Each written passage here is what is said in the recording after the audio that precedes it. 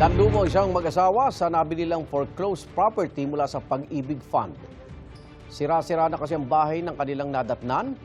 Binaklas na mga pinto, bintana at tinanggal ang mga gamit gaya ng lababo, gripo at mga kable ng kuryente.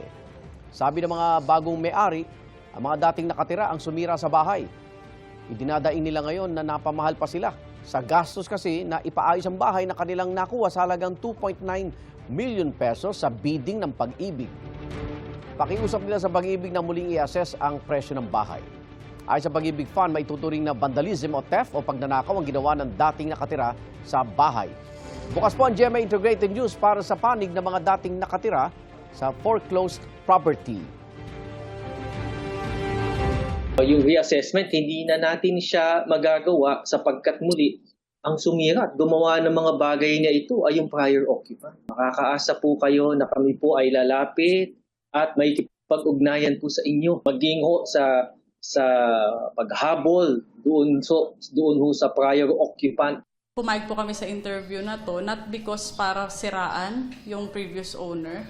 Naintindihan naman po namin na galit sila kaya po nagawa nila to. Pero sana alam po nila sa sarili din nila yung consequence po nung ginawa nila dun sa property.